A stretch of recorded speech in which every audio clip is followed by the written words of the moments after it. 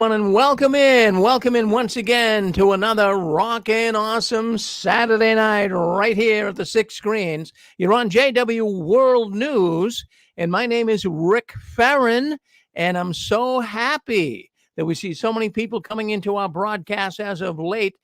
This is a wonderful way for ex-witnesses to talk with one another, speak up, tell their stories. So we're glad you're here with us tonight. Well, anyways, I'm coming to you from the apostate capital of the world, right up here in Boston, Massachusetts, and we're so thrilled to have so many apostates up here in New England.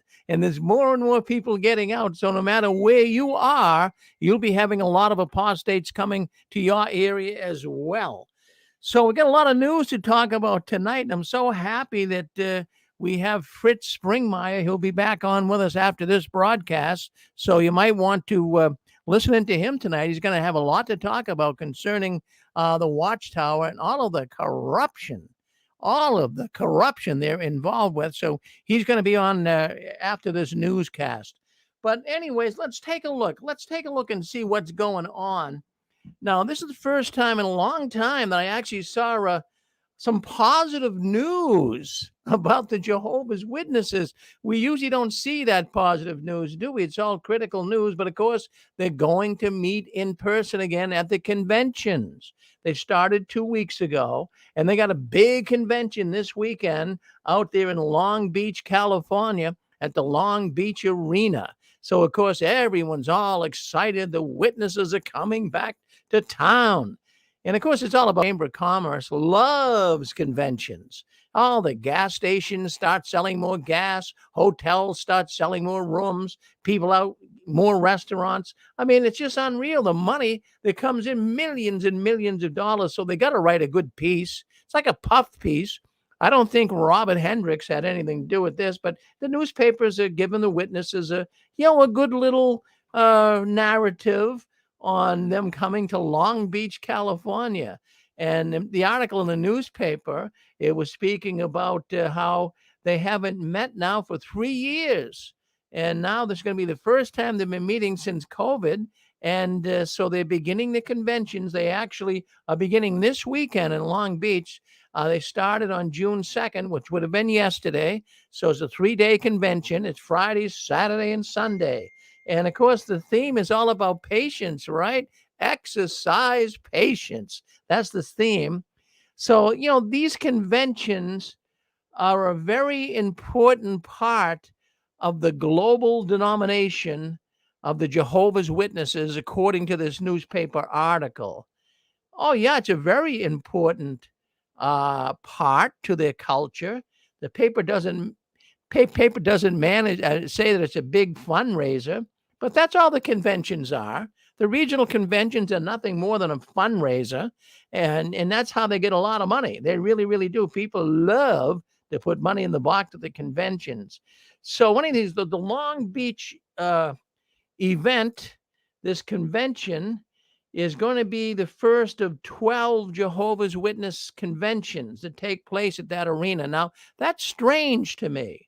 That is very strange to me. They're going to have 12 events now, but they're only going to have all total with the 12 conventions they're having, according to the paper, there's only going to be 80,000 attendees all summer long. Now, what's weird is I looked up how many seats does the arena actually have in Long Beach? How many people can they fit in? And the Long Beach Arena has 13,500 seats, but they're going to do 12 conventions to be able to accommodate that convention center and be able to get people to come. But you think you'd have one big convention at a big stadium, wouldn't you?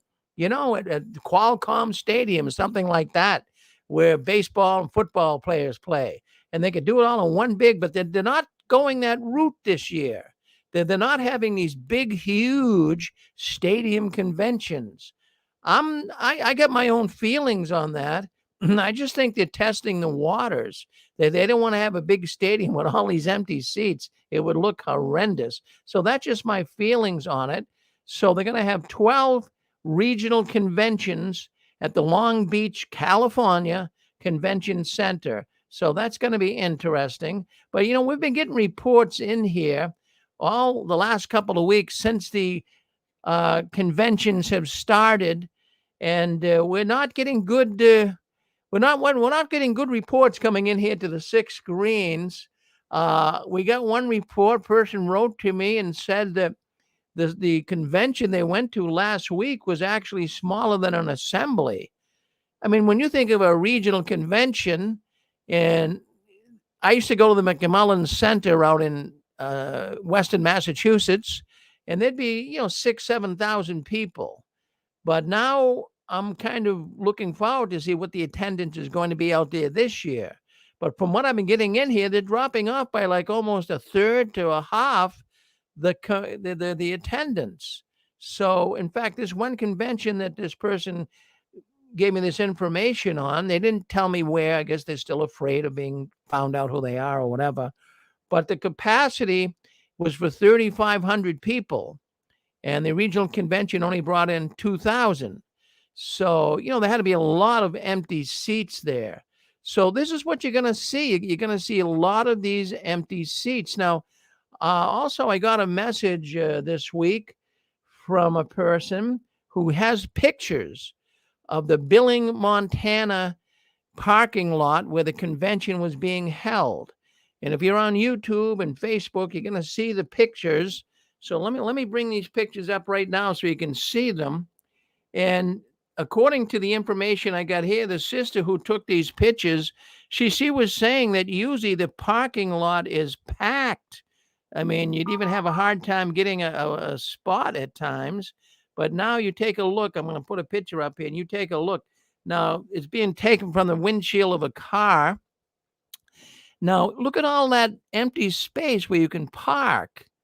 And that's parking for the convention. Usually that would be full. That parking lot would be full. Now, this was 11 o'clock in the morning, so it wasn't like it's 7 before everybody got there.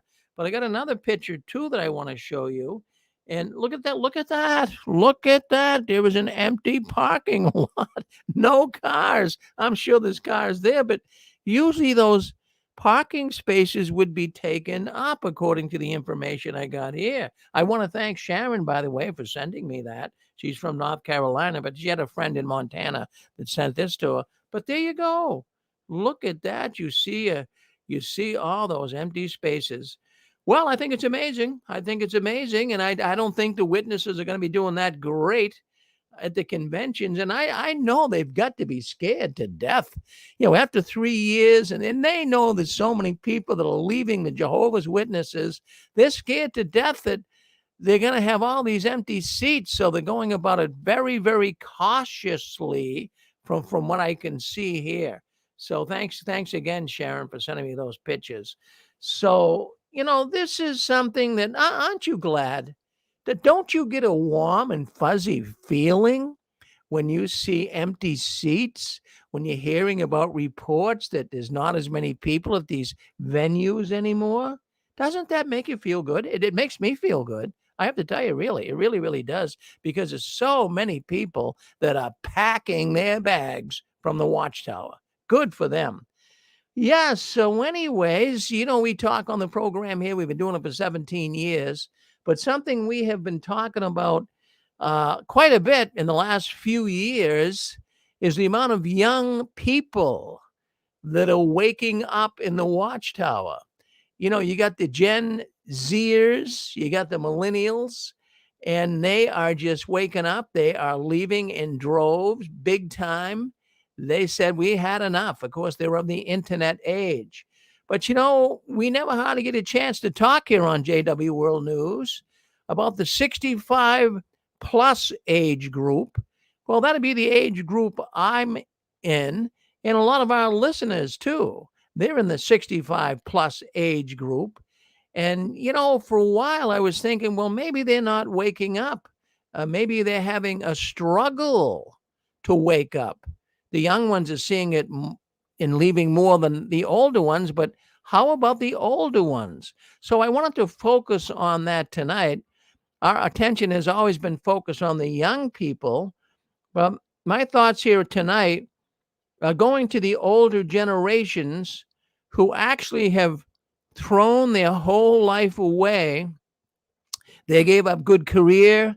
They gave up even having a larger family or a family altogether. Some never even got married. And they gave their whole life to the Watchtower organization. And so, when they were young, my age group, baby boomers, when we were young, we didn't have the internet. We didn't even hardly know of any apostates, really. If someone was disfellowshipped, we never really had we had nothing to do with it, I know, but we didn't hear of that many. But now we hear so many because of the internet. So it's a different world that the baby boomers are coming from. This age group, 65 plus, they have been slaves, many of them, all their lives. And you wonder what goes on inside their quiet minds. What are they thinking? Are they hearing about the sex child abuse? Are they hearing about the changing doctrines? Are they hearing about shunning and all of these conventions that are portraying bunkers and being attacked by stormtroopers? What's going through the older people's minds? Now, I have to tell you, there was a thread, a post on Reddit. That's an online forum for ex-Jehovah's Witnesses. And the post was actually kind of along the same line we're thinking here tonight. Well, what about older people? Are they leaving? And much to my surprise, they're leaving like crazy as well. And I find this really, really very, very interesting, and I'm so happy. Yeah, they're leaving, and you know what really has got most people leaving, and even especially older ones here? It had to do with the COVID pandemic. When people didn't go to the Kingdom Hall, where they had to get on Zoom and they could take more time to do some research. So many, many people are leaving because of the pandemic, including many, many older ones. And you know another thing? Not just the pandemic is getting them out, but a lot of the younger ones, they're getting the older ones out. Their children, their grandchildren. Hey, grandma, did you hear about this? Hey, grandpa, did you know this? So they're talking and it's seeping out. So a lot of the older 65 plus people, that's it. They're getting out of the Jehovah's Witnesses. So you say, well, what really is getting them out? What got you out? I'm sure there was something. You just didn't fall out through metamorphosis. There had to be something that got you out. So I'll tell you what, many of them, they don't like the idea of 607. Well, they know darn well that the Watchtower is dead wrong in their 607, right?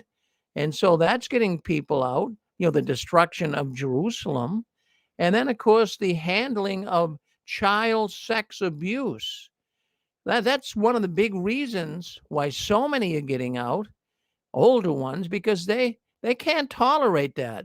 And neither can the young ones either. So that's really putting a real squeeze play on the Watchtower organization. They've been hiding it. They don't want to address it. They just push it under the rug. And because they've been doing that, they're losing a lot of older ones and younger ones too. And I'm reading about all these people that are in their late 50s, 60s. They're getting out. And of course, they're saying that the hoax of 1914 is what did it for them. The witnesses don't even mention. When's the last time that they even bring it up in a Watchtower publication? They don't even mention 1914. They know darn well that's a failed prophecy, so just forget about it. I mean, that's the way the witness world is treating that.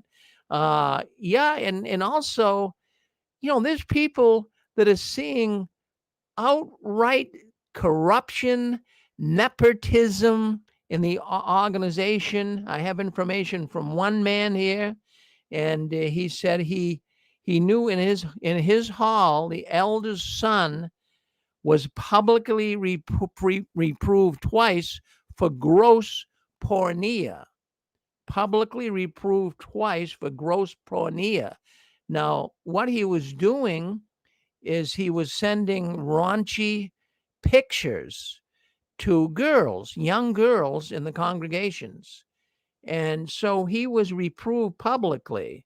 And this really ticked this one man off that's getting older now. He said it really was terrible. He was reproved once, and then 6 months later they reproved him again, and he never got disfellowshipped. And this really, when you see this happening, people are getting disfellowship for a lot less than sending sexting pictures, right? And that's what he was doing, and he did not even get disfellowshipped. And then on other people, you know how they're getting out? They're going to Wikipedia. I mean, you got information from Wikipedia, right? Yeah, a lot of witnesses. They get in Wikipedia. You can find out all you want to know about Jehovah's Witnesses. People are getting out because of the overlapping generation. People are getting out because of the Australian Royal Commission's findings. And a lot of people are just leaving because of misrepresentation in their publications. Those publications they print, whether it be Watchtower, Wake, books, there's a lot of misrepresentation in there. Maybe you didn't notice when you were a full-fledged witness, but there's a lot of things that are not factual.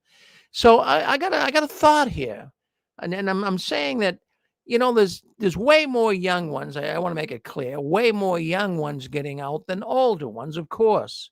But there's a lot of older ones that I don't think there's any hope for. I don't think they will ever come out. And older adults, many of them will leave and they don't announce it. They just fade away. But they're comfortable just to do that. They just figure, well, I don't want to lose my family. Like many young ones, too, they just fade away. But it's very, very hard for older ones to come out of the Jehovah's Witness organization than it is for younger ones. And I'll tell you why. And I've mentioned this plenty of times here on this program. It's called sunk cost fallacy. That is an accounting term. Sunk, S-U-N-K, sunk cost fallacy. You say, well, what is that? Well, sunk cost fallacy. The more you put into something, the harder it is to acknowledge that you have been wrong. Do you get what I'm saying? Absolutely true. So the more you put into something, the harder it is to acknowledge you have been wrong. And that's especially the case when you have given up so much education, career, marriage, having children, having a retirement fund, etc. So to admit you were wrong would be crushing, too hard to deal with. So there is a tendency for some of these older ones that put so many years into the Watchtower to double down on their commitment. They actually get stronger. And these are some of the things we're finding out when some of the callers call in. Their relatives who are older are actually getting stronger and more loyal to the Watchtower. And I'll tell you, this phenomena, this doubling down on their commitment phenomena and why it's happening, I have a good illustration. It's like a person buying lotto tickets. They buy lotto tickets every day. They never win. Maybe a couple of bucks here or there, but they keep buying these lotto tickets looking for the big jackpot. So all their life, for many years, they're buying lotto tickets. Boom, boom, buy every day, buy lotto tickets. So at some point, what happens is these people, they've been doing it for so long, and they double down. They say, well, geez, maybe I'm not buying enough of them. And they get more committed to buying more lotto tickets. Well, it's the same thing with older ones in the Watchtower. They're doubling down. They put all their life into it. They say, geez, I'm going to go for all the gusto and really throw everything into the Watchtower. It's a phenomena. It's a phenomena, and it actually exists not only in the secular world, but it exists big time in the end times religions. Yeah, Jehovah's Witnesses, did you know that, are an end time religion? Any religious organization is always preaching the end times. It's coming, it's coming, it's coming. That's an end time religion. So it's very hard for some of these older ones to say I was fooled by a false belief system. Yeah, it'd be very hard to do that. I'm 74 years old, and I'm glad Satan kicked me out of the organization.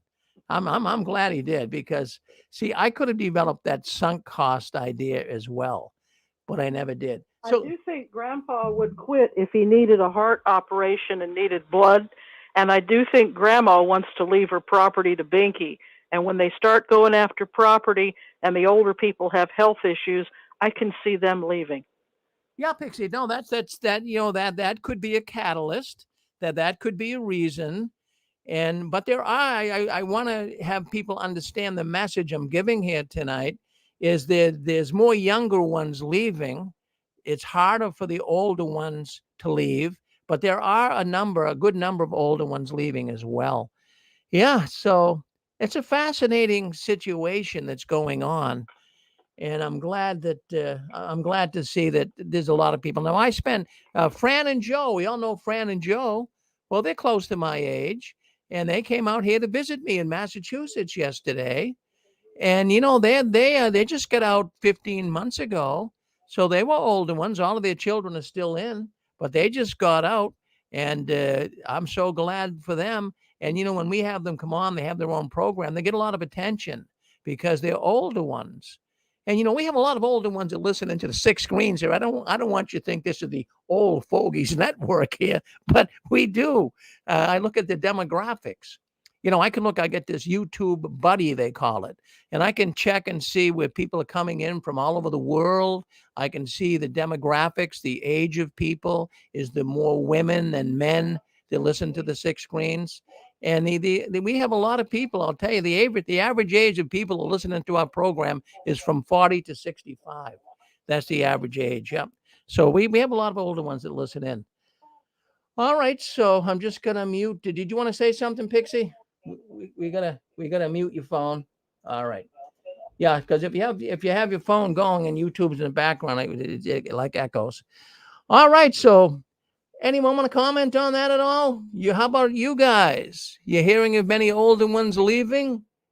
Well, maybe not, but we are getting messages coming in here to the six screens. Uh, I want to tell you, it's very dangerous these days. I've been telling you this right along. It's very, very dangerous these days. I want to tell you, it's very dangerous these days. I've been Yeah, telling you this for a long. you gotta mute YouTube, King of Dots. You gotta mute. No, I think I haven't. I think I've got him muted. Okay, go ahead. Is King of Leather coming on tonight?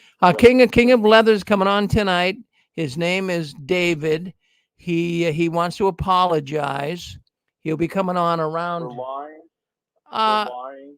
Not for lying, but for he was somewhat insensitive to what was really happening in the world of Jehovah's Witnesses and their shunning. Well, Rick, I believe in disfellowshipping. Let's put it straight out there, okay?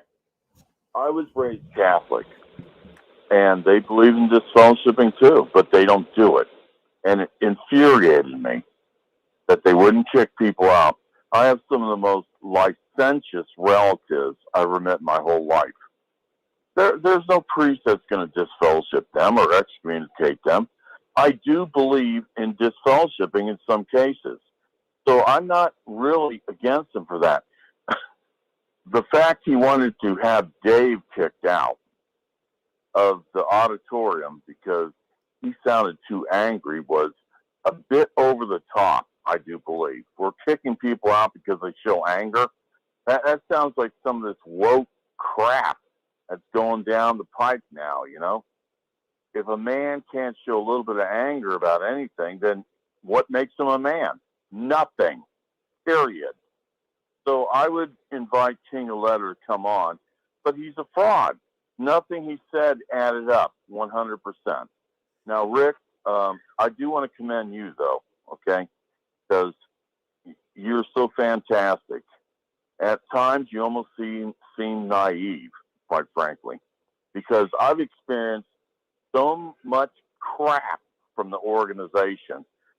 And all the years you were in it, it's like you didn't experience near the stuff I experienced. And it's very, it just doesn't add up to some extent. I know you're trying to be a nice guy, but I'd like to hear more of the deep, dark secrets. I keep telling that to everybody. And I'm willing to tell my deep, dark secrets of Watchtower 100%. I've got 1,000 stories. And I put up with this crap to the point where I was almost suicidal myself. And that's basically what I want to say, Rick. I'm just being honest with you. I'm not going to come on here and give you a bunch of bull crap like King of Leather is. Well, he'll be on. David's coming on, but I got a hold of him this week, and he said he felt kind of bad after the program. And I got a lot of emails. People, I got at least a dozen. Well, I'm going to make him feel worse. I'm going to make him feel worse. Okay. Well, now don't take it easy on the man. I mean, go easy on him. He'll listen to your thoughts, but this guy's no dumbbell. He might make mince meat out of you, King of Dots. No one makes mince meat out. Well, he's on the balls. No one makes mince meat out of me. All right. I just want to put you on notice. I mean, if you're going to pick a fight, I'm just shooting the opening salvo. Okay? Yeah, but if you're going to put the gloves on and you're going to, come out and fight, you want to make sure the fight is not bigger than you, Trust me. Okay.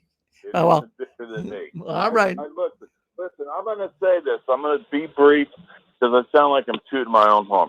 I'm the only one who had a, what would I call it here? I was deleted, but asked for a committee meeting. So I had 10 elders, the city overseer, everybody, meet with me to discuss my deletion. I brought them all together. The circuit overseer refused to come, by the way. They're cowards. Let me just clarify that. All circuit overseers are cowards. They give all their power to the overseers of the congregations. They do nothing. And I won the meeting, but the city overseer actually sided with me, but 2 other elders, it was like a vote of 2-1 against him. And so I got deleted. Deletion appeal committee, I guess that's what it is. I'm the only one I know who's ever done that before. And I proved that every elder in my congregation was a stone cold liar. It didn't matter at all. Yeah, I'll prove this guy's stone cold liar too. Thank you, Rick. I'm out of here. All right, well, we'll come back in, but be nice to him. Don't get into a big argument with him. Just he's going to apologize. What do you do with a man that's going to apologize? I mean, come on, we got to accept his apology. Okay, let's go with. It looks like we. Go ahead, Kurt. Go ahead, Kurt. Yep. Hey, Rick. I wanted to comment on what you were talking about a little earlier about older people that's got a lot invested in the Watchtower and how difficult it is for them. I typed in YouTube the other day for Watchtower music, the old songbook that they used back in the 60s. And in 84, they came out with a new one. I was looking for some songs on there. And as I went down the line, there was the Happy song come on. They sang at Bethel. And then they had a 2019 Miami International Convention. And in that video, there were hundreds and hundreds of people that were singing kingdom songs. None of it was in English, but they were dancing. They had their cell phones. Each person had a cell phone. Point being is I'm of the opinion that older people in the Watchtower, that might be a little bit too much for them. I know we've talked on Six Screens before how the Watchtower's changed quite a bit. And I know back in the day, so to speak, you would not see that. I'm not saying that there's something, diabolical about it. I'm just saying it's different. It's different than the Watchtower that I grew up in. So I'm thinking that maybe older people might not get that very, very well. That the new Watchtower. Anyway, thank you for taking my call. Oh, you're welcome, Kurt. That was good to hear from you, Kurt. Okay, we have got 203. I believe that's Carrie. Hello, Carrie? Hi, Rick. Listen, I just want to say something to King of Dots. Now, first of all, I think he's being a little self-righteous here. Second of all, this guy, the other guy that's coming on to apologize, let's listen to him. We don't have to beat him up. If he's going to apologize, we listen, and he's learned something from this show. If this other guy makes King of Dots makes an issue out of every little thing that he's going to say, he's just going to mess everything up.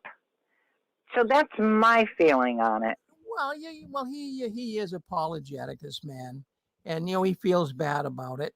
And the thing is, the reason why I even left him on last week, you should have seen the people writing me in the chat, and I got emails all week long. Don't have him come on. But what got my attention, Carrie, is he said he was a Jehovah's Witness study. In 17 years, we have never had a person come on this program that was studying with the Jehovah's Witnesses. So that got my attention. Then he said he wanted to learn the Bible. He wanted to learn Christianity. That got my attention. So I kept him on, but boy, people did not like him. And he was insensitive, I must say. I went back and listened to part of it. So but he's going to come on. I got a hold of him. Even before I talked to him about apologizing, I didn't have to tell him that. He said he was going to do it. He said he felt bad about it. Thank you, Carrie. Well, I think, give the guy a break. Let him say what he needs to say. He's just learned something. So, and he will learn more from us. Yeah. So, all right, King of Dots, is that you? I'm sorry? No, I thought I heard King of Dots come back on. He doesn't want to pick a fight with you, Carrie. He doesn't. Oh, for Pete's sakes. You know what? Listen, we all have to remember where we came from. That's my favorite thing. Don't ever forget where you came from and where you are now. And don't be so critical of people, including the witnesses themselves. They're victims just like what we were. And more so now today when things are a little more complicated. So, Well, we'll go easy. We'll go easy on him, Carrie. I know you'll be listening. And come in and talk to him too. I will be. Yes. All right. Well, you hang in there. Yes, I will. You'll be coming on about right about a half hour from now. So looking forward to that. Thank you, Carrie. Great. Thank you. Great. Thank you. All right. Thank you. We got 580. What's on your mind? What did you want to say? Did you want to say something? 580. Just hit *6. Oh, that's me. Oh, that's you. That's Chewy. I didn't realize that was you, Chewy. Yeah. Yeah, I stepped out for a second, but on that older generation thing that you were talking about, I had some experiences. Now you have to keep in mind that the assembly for them was last week, and the pictures that I got was about 30% full, 40%. All the bottom half was like 50% empty. Wasn't even nobody there on the bottom or the floor level. But anyway, there was a sister about your age, Rick, and she got on there. She put it on Facebook. She said, how did she say it? She said, you can't be God's one true religion if you treat people like crap. And that was 2 days after the assembly. And boy, she got some likes and she got some comments on that one. And then there was another gentleman that put up. He is your age, maybe just a few years earlier or older. And he put up a deal on his Facebook, and we came in together, and I'm 56 years old. I was born in, and he came in 20 years of age, and we came in about the same time. And he put on his Facebook page that he ain't going back because of allergies. So he just basically said he's not going to the meetings for allergies. And then I actually visited with him today a little bit, and I told him about an experience that my wife had because she didn't go to the meeting on Tuesday. She did Zoom. and I just happened to walk by. I wasn't spying. I just happened to walk by and saw the computer screen. She had 13 people on Zoom, and she was the only one with the camera on. Everybody else had their cameras off. I saw it. I stopped. It kind of shocked me a little bit, and she just turned her heads upside down and just kind of put them up, and she said, "Yeah, this is what it is." Well, that speaks volumes, Chewy. That speaks volumes. Now, Now, you just tell the audience what that means when there's 13 people on Zoom and only one person has a camera on. Tell the audience what that means. Well, you mean they ain't getting no participation out of those 13 people? I guarantee you that. And I went to the meeting. Well, I didn't go to the meeting, but I drove by there not this Sunday ago. They had 20 people out there, 20 cars, I should say, on a Sunday, and there was no reason for them not to have more, except people didn't want to go. They had 20 people. So let's put that in context with the meeting. During the week, it's going to drop down to 13, 14, 16 people, cars. So then you got 13 people on Zoom. You got 14 cars out front, 13 people on Zoom. The people on Zoom aren't doing squat. I mean, that is a depressing to go into. That would be totally depressing to go into a building like that or a church meeting like that. And then I mentioned the older guy again that put up there and said he wasn't going to the meetings. I called him and mentioned that to him. He said, "Chewy, that's all the way around. They're not turning on their cameras anymore when they're on Zoom. They don't do it." He said, "That's all across the board." I said, "Wow." So, well, that speaks volumes. It's looking really good. Hey, well, Chewy, let's start doing the happy dance. I'll tell you right now, it's all looking good. Thank you very much for chiming in. Yeah, so all things are happening, and not in a good way for the Watchtower. And even some of the other news articles I came across this week, I found very fascinating. In Sardinia, Italy, there were attempts made to burn a Kingdom Hall down. Yeah, that's some of the news that came across the news desk here at the 6 Screens. It was an older man. He was 69 years old. He was a retiree. He never was one of Jehovah's Witnesses, but he is being accused of burning the Kingdom Hall down because he was being pestered by the Jehovah's Witnesses, trying to convert him. And he just got so ticked off. I mean, I don't ever recommend anyone doing this, but he was so ticked off that he went to the Kingdom Hall and burned it down. Friends, I'm going to tell you right now, and I've told you this before, if you're going to join the Jehovah's Witnesses, if you're studying with them or you're going to join the Jehovah's Witnesses, send me an invitation to your funeral. Seriously. Because, I mean, this is now becoming a death cult. I've been reading here almost on a weekly basis of Kingdom Halls being burned and bombed. Also, I've been reading here on newspapers all around the world. And now we have also another man. Another man has had a death. He died. He's a Jehovah's Witness. He died while it looks like he was out in service. His name is Carlos Alberto Cortez. Well, he was a member of the Jehovah's Witnesses in Panama, and he actually was killed. A gang fight broke out, and he was evidently in service at the time. Then the gang fight broke out, and he was shot.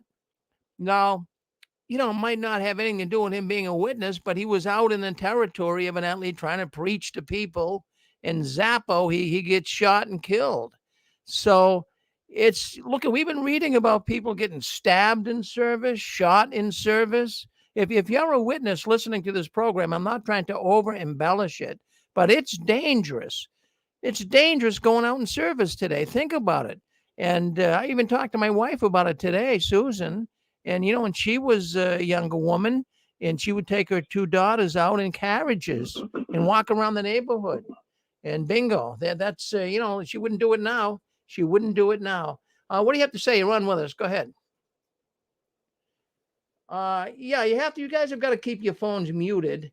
If you're not coming on, please keep your phones muted. Hi. Who's this? Hi, Rick. Yes. Who's this? Tim. Who? Yeah, Tim from Australia. Can you hear me? Oh, yes, I can hear you. Yeah, is it Ken or Kim? I'm sorry. No, Tim, Tim. Oh, Kim. Okay, Kim. Yeah, thank you for calling in. Yeah, what's on your mind, Kim? No, with a T. Oh, Tim. Tim. No, Oh, with go. a T. I got you, Tim. You're the man that I sent the app to today. Fine. Well, what's on your mind, Tim? Oh, just a couple of points. Yeah, I like your show. I've only been listening for a month or so. But yeah, I've got a couple of points about David, but also a bit of an idea about why some people might have been leaving the organisation since COVID. I think it might have something to do with the witnesses' embracing of the COVID narrative, because in the world, as we know, it's a pretty divisive thing anyway. And people shunned, people like for whether they took the jab or different reasons or masks. But the witnesses really pushed it. So I haven't really associated with witnesses for over 20 years, but I started listening about 2 years ago. And I started listening to again just to get some religious instruction. And I was listening to their JW broadcast, and they were comparing not wearing a mask in this skit as to not having faith, and they were always like pushing the jab. And I was like, well, if you did the right thing, you would have just left it up to each individual person. But no, they kept on updating. So many of us have taken the jab. So many in Bethel have taken the jab. And then I heard that you weren't even allowed in Bethel or to be traveling overseas unless you took it. And so it's like, okay, people like me that disagreed with that whole narrative, straight away I'm thinking, okay, well, I didn't believe they were informed, but regardless of your viewpoint, it's like, why are you pushing an agenda that the world's pushing? Why not just leave it up to an individual? And then I literally heard just an anecdotal story of a witness that his wife left him because he wouldn't take the jab. So you're getting some divisiveness there. And then also another anecdotal story from someone that was from Bethel. He said they knew it was going to be a divisive thing, but they just stood by their whole, you have to have the jab if you're in Bethel. So, yeah, there's that aspect. So I'm thinking, okay, there's got to be a percentage of people that aren't going to put up with that rubbish, like me, that disagree with it. There's that. And then my other point is about David, the guy that rang in last week. So, I mean, at first I thought this guy has, he's playing devil's advocate. But, I mean, even though I disagreed with him, it's not bad to have opposing argument. It's kind of like with the whole COVID thing. Why not be open to hearing a few sides of the debate? Once you start only wanting to hear one side of a story, well, then you're just becoming as closed-minded as what you were when you were a witness. So I thought, well, okay, David's playing devil's advocate here. I don't mind, he's got a few viewpoints I don't agree with, but I will just refute two of them. He was saying he had an anecdotal story of a family member that was shunned, that was Catholic. And I would say, okay, that obviously happens outside of witnesses, but witnesses are pretty much one of the only, few I'd imagine that teach the shunning as doctrine. So again, it might happen as an exception in other religions, but with witnesses, it's the normal. And then again, what was the other thing? He also said, yes, there's pedophilia everywhere. Agreed. But the way the witnesses tackle the whole pedophilia thing is they fight it tooth and nail in court. They don't want to go along with anything. So why are they trying to dispute this? Whereas a lot of people are much more, a lot of groups are still going to have some sort of a thing to, okay, we'll take on your recommendations. And then, so the last point I'll make is that going into that Australian Royal Commission, they made recommendations to the witnesses that they had to join this redress scheme, and what that's got to do is compensation for victims. Anyway, the witnesses had quite a few years to join it, and they refused to. Last year they joined in Australia. They joined this redress, but do you know why? It was literally on the very last day of the deadline to join, and the only reason the witnesses joined is because they would have lost their tax-free exemption in Australia. I don't think most people actually know that. So they've made that decision solely based on financial. That's got nothing to do with apologising or helping people. it's just because they were threatened with losing their. So someone's crunched the numbers and thought, okay, if we have to tax, this is how many millions we have to pay. But if, we might get out of this whole compensation thing, and already someone has actually, or there might be one or two cases that have tried to get compensation off of the witnesses, and all they've said is we can't comment on individual cases, but they've virtually ignored it. So even though they've joined this to keep their tax-free, status in Australia, they're not actually doing anything to address any victims that have come forward. Yeah. Anyway, that's a few things, Rick. That's all I've got to say about that. And thanks for your show. I think your show's a great show, and appreciate you sending me the app. So.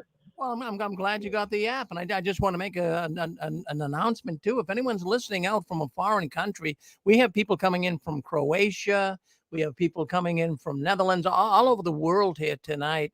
So if you're in one of these countries, and it costs money to dial in, why don't you write me at JW World News, and I will send you. We have an app. In most countries, it's free to call in. So send me the app. The app is free. Say, hey, I want the app to be able to call in and talk like Tim has here tonight from Australia. And just write me at jwworldnews@gmail.com. That would be wonderful. Thank you, Tim, for coming on. All right, let's move forward here. We've got a lot still to talk about here tonight. Do we have? It looks like we got Arizona. Looks like Gilbert Gonzalez. Did you want to say something, Gilbert? Hey, Rick. I know you're going to remember that we've talked about this before.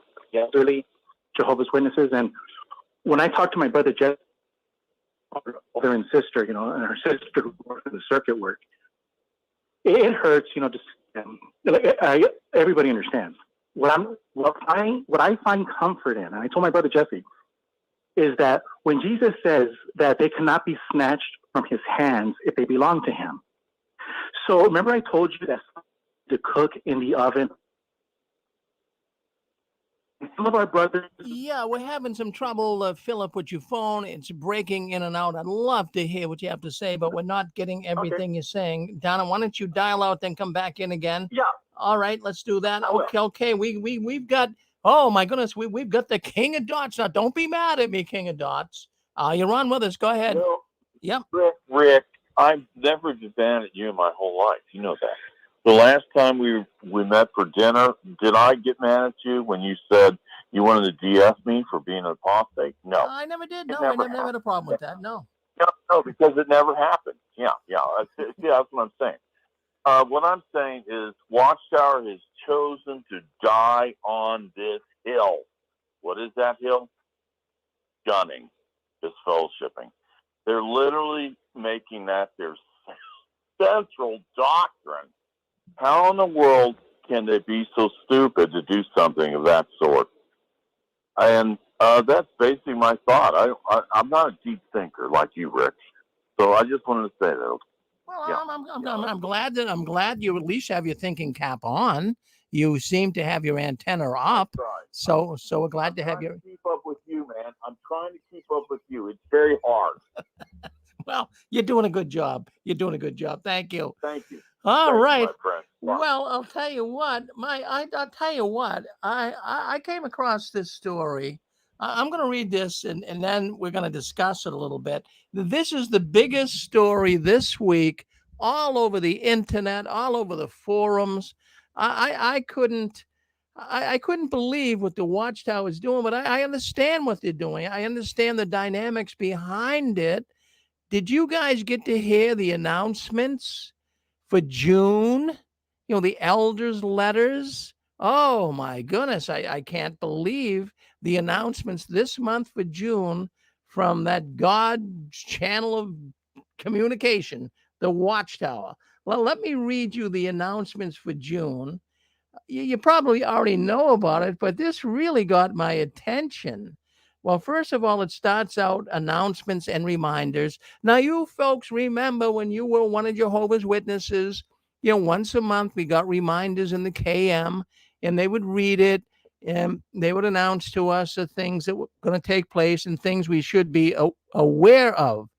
Well, what we got here this time around is something very, very interesting, and I thought I thought it would be really important for us to bring this up tonight. Now, in the announcements, let me just make sure that I got the right one up here. Yeah, there was. Just give me a second here. Okay. I'm not going to read all the announcements. There was a number made, pioneers and how they're going to have to qualify to get the hours in. There was announcements made to the congregation about other issues. But the one that caught my attention. Now listen to this. Now you tell me if this isn't wacky, because I had to read this over 5 times to even understand it. So for the service overseers, they're saying here confidential boxes beginning this month, which will be June, the month we're in right now. Congregations may begin to receive boxes, cardboard boxes that contain confidential material that are marked "Do Not Open" until November 6th, 2023. So congregations are going to be receiving boxes coming to the Kingdom Hall, and it's going to say confidential, do not open till November 6, 2023. Now, wouldn't that get your attention? Well, it certainly got my attention. Now, these boxes should not be opened by anyone, including liturgy servants and elders, before November 6th. What the heck are they talking about? This is nutty stuff, right? So please ensure that any who assist with literature are aware of this direction. These boxes should be kept out of sight in a secure location. We trust that no one will reveal confidential talk about the boxes or the upcoming date, and that these boxes will remain unopened and secure until the appropriate time. Then they give scriptures. Psalms 11:13. What is this all about? A confidential box? Yes. Yes. Hi, Rick. This is Mary. Mary, it's been a long time. Appreciate you and everybody talking tonight, but I have an idea. So, they're just withholding information, and they're just kind of like making an excitement. And if you were thinking about leaving, you should stick around till November. You might hear some news, but I think it's just a way of keeping people in tune. It's just another game, just part of the business strategy. It sounds very childish and kind of immature, but it's also narcissistic, because they're the holders of the information that you need to wait and see till November to get. The only thing I can think of is Christmas when you're a kid. It's waiting for Christmas to come. Looking forward to it. Anyways. Well, no, that's good, Mary. We'll see what other people think as well. I got my own feelings, but thank you for chiming in. Thank you, Mary. So, yeah, so Mary's concerned about it. It does sound a little bit childish. I will say that. So they have orders that are given to them not to open these boxes until November 6th. November 6th. That'll be 2023. So they're going to get these boxes starting this month. Now, this announcement really concerns me, friends. It's really, this announcement really is somewhat bizarre. And the Watchtower is actually warning its members that they have been given orders that, it reminds me of what they've been saying right along, that you're going to hear things that don't sound sensible from a strategic standpoint, right? From a human standpoint. So, I mean, is this something that's going to really go over the top for the witnesses? I mean, is it the Kool-Aid shipment? I mean, I thought about that too. I mean, think about it. What's in the box? This is all witnesses been asking all week. The secret boxes, I mean, you could joke about it. I mean, could they contain Kool-Aid Kool-Aid pouches? I mean, many are speculating that these boxes could contain something that could bring a great deal of harm. Yeah, many Jehovah's Witnesses are scared. This is very bizarre, and it's frankly frightening. And if you were a witness still in, wouldn't these confidential boxes make you feel a little frightened?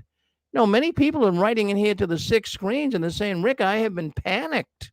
I'm panicked because of this.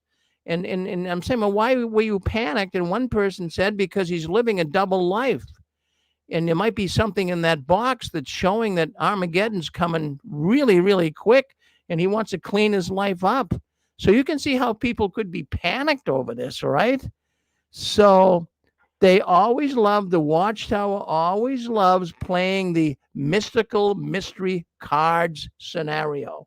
And I believe that's what they're doing here. This works for them. A lot of the people are thinking it might be some type of a special campaign, like the Kingdom brochures we used to give out, Kingdom News brochures. I don't think it's really that. Okay, hold on, Mary. We're gonna bring some other people in. Let's bring some other people in. Hold on 1 second. Okay. We got a lot of people, Mary. So you hold on to your thoughts. Let's get some other thoughts here.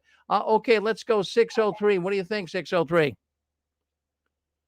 Well, I'm thinking that they like to do that.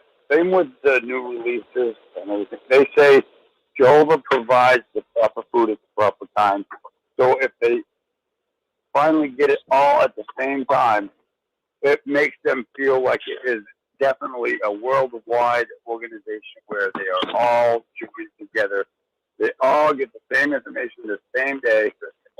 And that's just to cause, I think, getting that effect of the brotherhood and the closeness that they all get the same food at the same time, same food at the proper time. It's definitely a market. All right, Tom, we got to get you closer to your phone. You got to speak very close to your phone like a microphone. All right, we got the gist though. I'm sorry. Okay, let's go to 714. 714. What do you think? Hi, Rick. It's Nadine. Yes, Nadine. Hi. Yes, I think that they're just trying to be really mysterious and this big secret, and they want to test who will be loyal and who will not peek into the boxes. They want to catch people, I think. And then, I don't know, throw them out.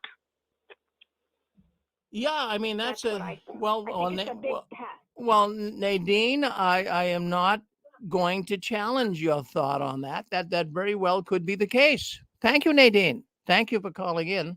Let's go. Okay, bye-bye. Let's go to. We're gonna go to 6. Let's go to 603. Let's see what Gilbert has to say. Gilbert, you're on with us. Hey, Rick, I'm on Wi-Fi calling, so hopefully my Wi-Fi will come through good. Yeah, I talked to Nadine about that, where, Watchtower can definitely have those boxes rigged.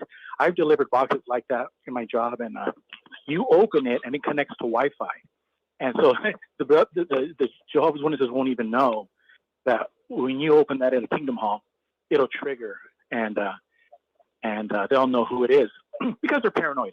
But I wanted to just mention, we were talking about the elderly real quick, and I just wanted to mention how I told you before how my brother and sister, they're still witnesses, and my sister was a circuit overseer's wife. But the point is this: it hurts. But I find comfort knowing when Jesus says that they belong to him, they're not going to be snatched from his hands. And remember, Rick, I told you a long time ago that some people need to cook longer in the oven. Some people need to burn a little bit on the edges before they can come out of that oven. And I think that's how it is. You have to have the comfort of knowing that when all of us have woken up, it looks like we all woke up at the right time because the temperature was done. And it was the right moment at the right time. And so I find a lot of comfort in that. So I don't worry about the Jehovah's Witnesses that are still in, because I know that they're in good hands. And the last thing I wanted to mention, my brother Jesse, I think, said it the best when he was talking about David, the caller. What happens, Rick, just between you and me, between you and me, we almost have 100 years of experience with Jehovah's Witnesses. You and me in the chat, everybody here listening on the chat, Facebook, if you add all of the years and experience hands-on that we have with Watchtower, it's literally in the thousands, in tens of thousands. So here comes a guy like David who's been studying the Bible. So, you know, that's why I'm very glad that you were very lenient. You were very, you know, you just let the guy do his thing, because he's coming into a group, he's coming into the 6 screens where thousands of years of experience are being spoken of, and he's the new kid on the block. So that's why I think you're right. Let's give the guy a chance. Let's give everybody a break, and remember that they're not up to the same speed. And I got to thank my brother Jesse for helping me see that.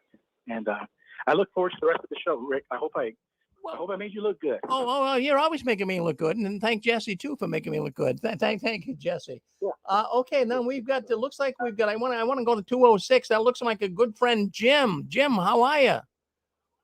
Hi, Rick. How you doing? I'm cranking away at it. Can you hear me okay? Yes. What are you thinking? I think I know what's in the box.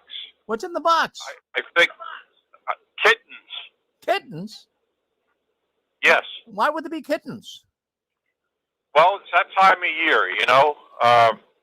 The kittens up at the farm and the properties that they're developing have been born, and it's time to share them with all the brothers and sisters, and you know, prepare them for caring for wildlife in the new order. That's what it is. It's kittens. Well, it's interesting you say that. Now they're getting the boxes beginning, you know, this week, but I mean they can't open them till November 6th. I mean those kittens will die. Well, hey, I had a question about that. Well, hold on, Rob. Just hold on. Let Jim talk, okay? Go ahead, Jim. About cats. Come on. I think they might be Schrodinger's kittens. So they might be alive. They might not be alive. It's a quantum experiment that is being conducted by Watchtower Laboratories under the guidance of the Holy Spirit. Well, I've got many comments coming in here to the 6 screens in the last week about what's in the box, but I haven't heard kittens. But I'll put that down. I won't count anything out. Thank you, Jim. I'll talk to you later. Thank you for calling in. Okay, go ahead. You're back on with us. Was that 408? Okay. Yeah. I had a question about is there any instructions about opening the box? Is it going to be open in front of the congregation? Is it just going to be the elders? Well, no, they can't. They can't open the box. The box cannot be opened until November 6th. Okay, but no, there's no instructions about being in front of the congregation. So why would that concern you?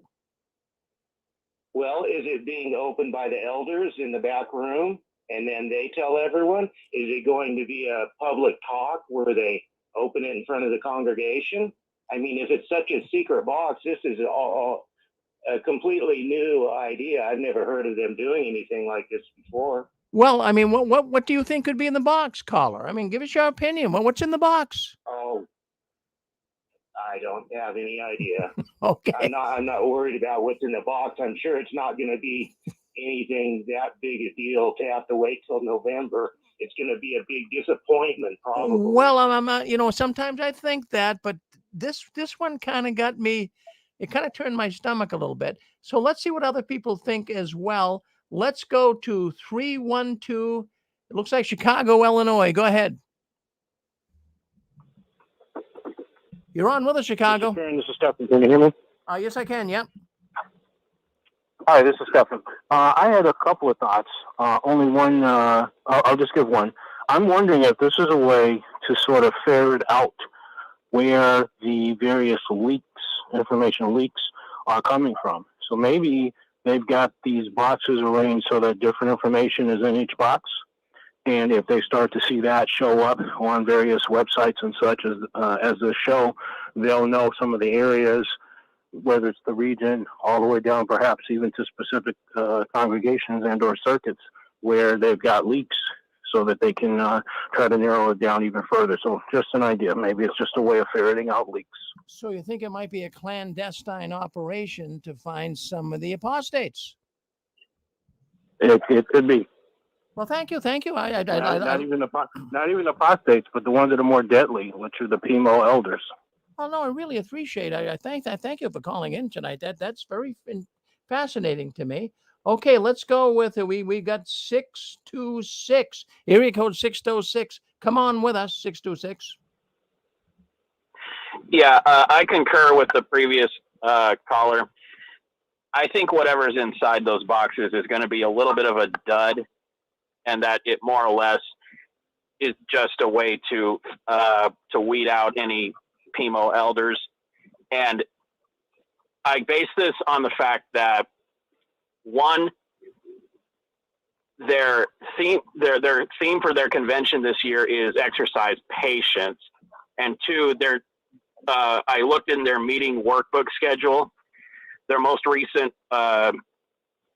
available edition, the next book they're going to study, and it's going to take them over a year to finish it, is a book that they already studied a decade ago, Bearing Thorough Witness. And even the last chapters, the last paragraphs in the last chapters talk about making disciples. So that tells me, with that in mind and with the exercise patience theme, that tells me they don't really think that the end is as around the corner as they've been saying, despite the fact that they keep saying final part of last days. So yeah, I don't think it's going to be that big of a deal, whatever it is. I think it's just their way of weeding out leakers. Yeah, I think that's the most logical explanation. Well, thank you for that. No, I'm not going to shoot that down because I don't know. It could be anything. I'm looking forward to it myself, but I do not like the idea. I mean, this certainly is a mystical mystery. I mean, why they are doing this. I mean, there's a lot of people that are thinking maybe it's the new Revelation book, final climax. Yeah, I mean, when they released the Silver Sword, the New World Translation, the Silver Edition, they did similar things. They kind of hyped everybody up. So, I mean, this could be some type of a lame attempt to build excitement, a lackluster campaign. Some people are thinking, we always had these kingdom ministries and kingdom news when we had a campaign when we went out, but I don't think it really is that. I mean, they did a similar thing during 1975, prior to 1975.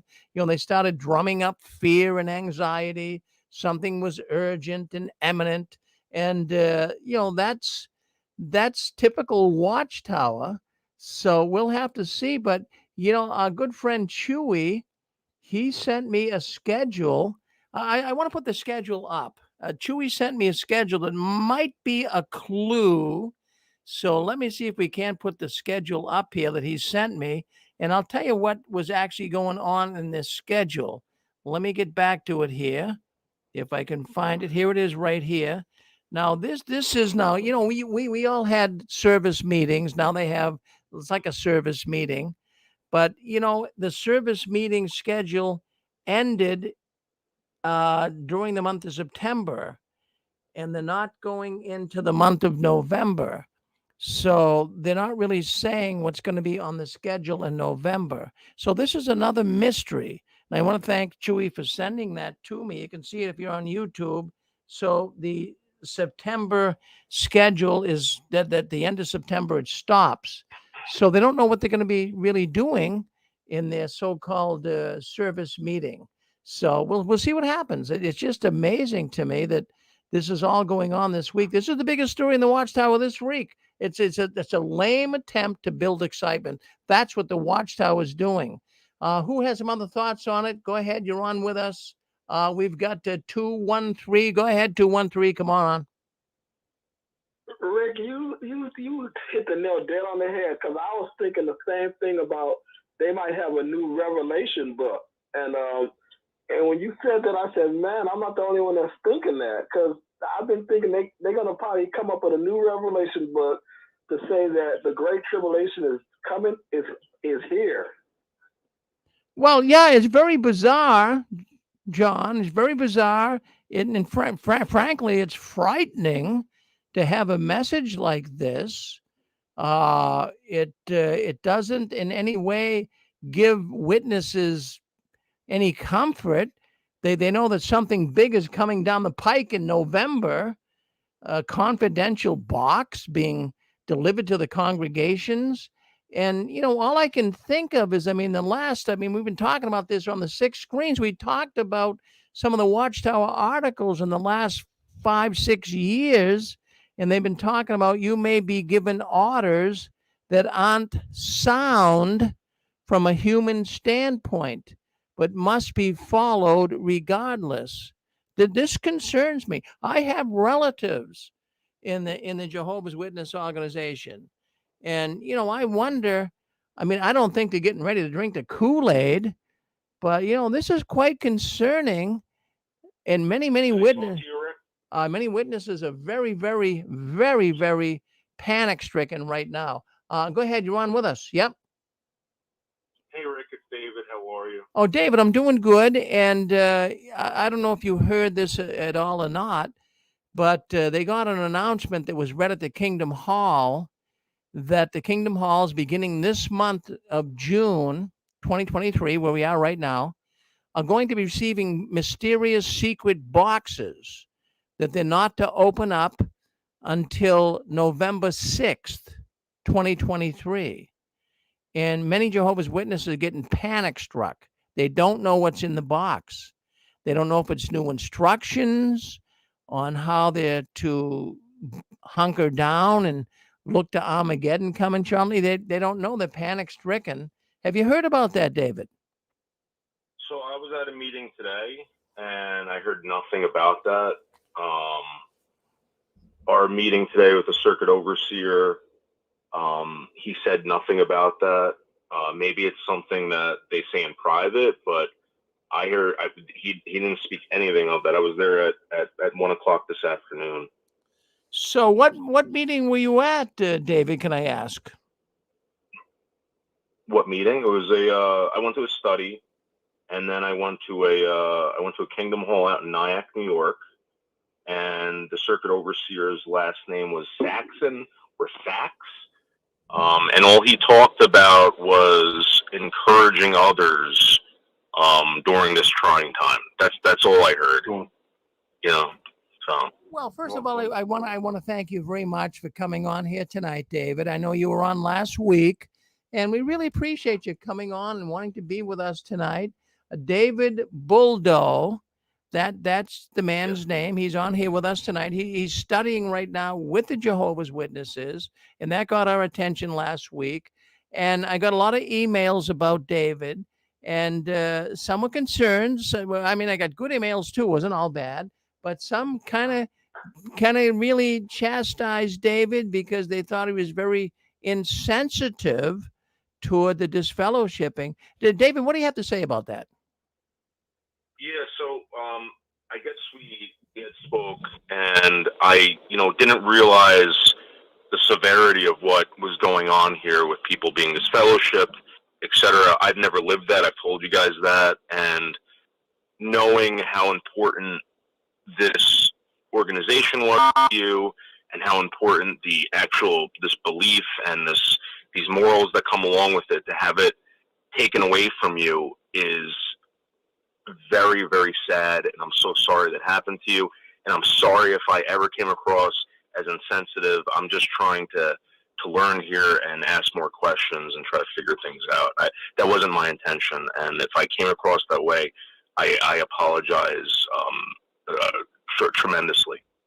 Well, David, I want to tell you that's what a real man does. I like you. The more you talk, the more I like you. Seriously, that's what a real man would do. But we got a number of emails that came in here to the 6 screens, and people were saying, "Gee, David was so insensitive, Rick." But I says, "Well, David didn't really understand the real import of what disfellowshipping does for people." So, David, I believe that what you did here tonight is really, really amazing.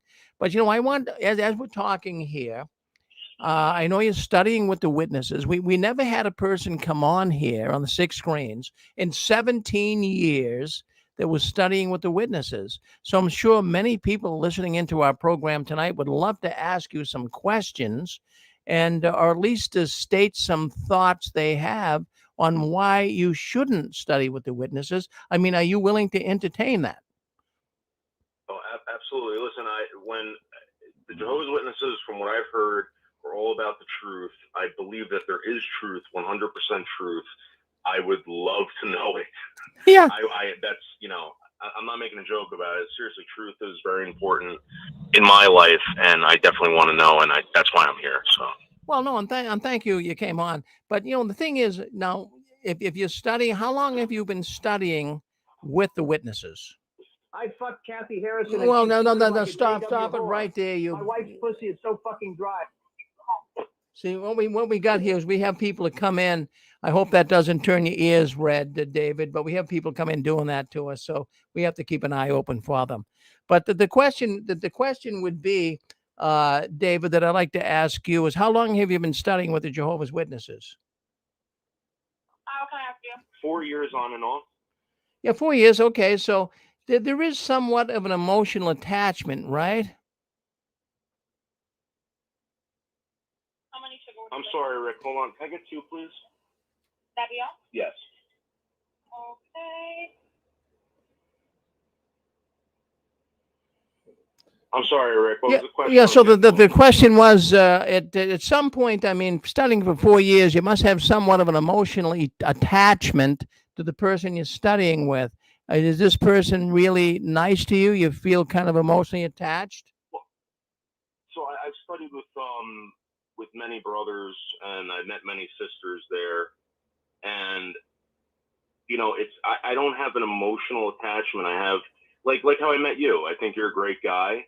And I met the 2 brothers last week. I forgot their names, but they were great. They came on my panel, and I feel the same way I do to the brothers and sisters that I've met, and the way I feel about you and the 2 other brothers that were on my panel the other night. I mean, if you want to hear it, Rick, I love you. Well, what we'll do, what we want to do, because here's the thing: we have a lot of people listening to the program, as you know, and they'd like to, they want to, what their whole desire is to get you from becoming one of Jehovah's Witnesses. I think you can understand that. Yeah, absolutely. All right, so I'd like to. My father too. My father doesn't want me to get involved with them either. All right, so I get it. I don't hold. Yeah. So. Well, let's put it out. We have a woman wants to go ahead, Mary. Go ahead and ask David. Tell David what's on your mind. Hi, Mary. How are you? Hi, David. I'm doing pretty good, feeling pretty blessed, and I'm glad you're on here. But I studied with Jehovah's Witnesses in my community for 20 years, and I can tell you that everything was really great. Became an unbaptized publisher. They treated me very great. I got to know the presiding overseer and his wife intimately, was at their homes for every and any occasion. They treated me like gold. Any question I asked, they answered it. And so it wasn't until after I committed to the organization by getting baptized that, I'm not kidding you, like serious abuse began. Like the night that I was supposed to be baptized, the very next day, I'd already committed. But David, I'm going to keep you in prayer because, buddy, you have no idea. Right now, you are not one of them. Behind your back, I'm serious, behind your back, they are telling people, he's not a brother. You are being love bombed 100%. You are, and anybody in that congregation that does or says anything negative to you will be reprimanded because you are a specimen. So what I found out after severe abuse began, and I developed a stomach issue to the point where I couldn't get off the toilet. I couldn't go to the meetings anymore, is why I quit going. But anyways, I found out, and this is so embarrassing to say, but I'm going to tell you, that I was the only person in my community in 20 years who wasn't born into the organization that was baptized. Okay. And so that was kept a secret from me until after I was baptized, and then they laughed about it. And, you know, I didn't get clued in. But anyways, my community, there's a lot of working professionals. I was a working professional. And so there was a lot of people who had really good positions in the community. So I lived in a community where there was, you know, it wasn't like some of the halls in other areas where obviously these people have an illness. They're wearing black dresses and weird shoes standing on the corner. So, and I still see these Jehovah's Witnesses in my community. I don't think I've been disfellowshipped because they're running into me and they're trying to love bomb me back. But I can go into detail at another time that extreme abuse, which includes physical abuse, that I had to go through before I finally just couldn't go anymore because I literally couldn't get off the toilet. I mean, I was so sick. So anyhow, it sounds great. Like you may have found God's people. They're loving and kind. There's a lot of professionals. Yeah, and you know there's got to be weird ones in your congregation because there's weird ones in every congregation. But you are being put on a pedestal right now, David. And that's all I have to say. But thank you for coming on this show. Appreciate you very much because I think you're the only person on this show besides myself that wasn't born into it, that spoke up about the abuses in the, I know you haven't achieved any abuse yet, but certainly you will. And so, Mary, my question to you is, are you more upset that a guy or a woman, or a man or a woman may have been rude to you, or were you in love with the fact that God was loving and God was the creator and God was all this stuff? I mean, it seems like my issue with a lot of these comments that I've been receiving is it's always me, and the fact that somebody won't talk to me. Okay. And I never hear anything about God or Jesus or anything like that. I just hear, you know. Well, fair enough. There's a lot of people on this show who have given up on religion, who have given up on God altogether because of the religion that they were in, the Jehovah's Witnesses. The Jehovah's Witnesses are really good about giving you all this literature about the Bible, the Creator, how, you know, and all this stuff. And I think you may be drawn to that intellectually. Is that what you're drawn to it because they're giving you a load of information? Because that's what drew me. Yes. Absolutely. Okay. Yeah, 100%. Okay. Because I'm an intellect, and I mean, I'm not trying to brag, but I have extremely high IQ, and they were the only ones that I found were interested in digging deep into the Bible. And because I hadn't studied the Bible before, a little bit, you know, I grew up going to. Rick Barron has a micro dick and loves getting fucked in the ass. He also sodomizes kids. Yeah, okay, anyways. What we've got here is we've got a bunch of intruders. These are Watchtower operatives, and they love to come in. These are drunken Bethelites on a Saturday night that love to come in and disrupt the program. So sorry for the language they use, but we're trying to keep an eye on them. And they are really trying to attack our program. So just to kind of put up with it, and we'll make sure we don't try to get them through again. Okay, go ahead. So David, I'm going to try to just outline only the things that I think can help you right now, because I certainly do not want you to join this organization. And I know that if you ever did, you will so regret it. And every ounce of energy you've spent in it, you will be disgusted when you find out. If you keep going, you will be in a world of hurt. I don't know if you're single, but you will be drawn into a Jehovah's Witness female, and then you'll have kids, and you may lose your family. It's that bad. But anyway, so I was, what we're gonna do, Mary? We're gonna give some other people a chance. We only have a few minutes left here. We probably only have about, so we're gonna give some other people a chance. Thank you. I'm going to try to, Rick, if I could just finish up real quick. Oh, finish up. Yeah, we've got a whole lot of people, Mary. So take another minute or so. Go ahead. I'm not a whole lot of people, but you know what? I probably won't be on the show again after this. David, all I have to say is read above and beyond what they're teaching you, and then realize that if you go above and beyond answering any questions in the to their booklets, they will stop you from doing that. And so think about what they're doing. You're being indoctrinated. So anyways, hey, thanks for coming on. And thank you, Rick. And I'll let somebody else talk. Thank you, Mary. Okay, David, thank you for hanging in. Well, hold on 1 second. Let me call out the zip codes first, the area codes. Okay, we got so many people wanting to come on, so let's go very slow here. I can only do so much. So let's bring on. Let's go with. We're gonna go with the. Let's bring on. I'm looking through here. We got so many people coming on here tonight. I can't believe it. Let's go with 727. 727. You're on with us. Go ahead. 727. Go ahead. Go ahead. 727. All right. I mean, come on. I mean, you're on with us. I'm going to have to 1, 2, 3, 727. 720. All right, I'll talk then. Well, no, you know, don't. I'm not. Listen, I didn't call you. David, I did not call you. They're already making you soft, David.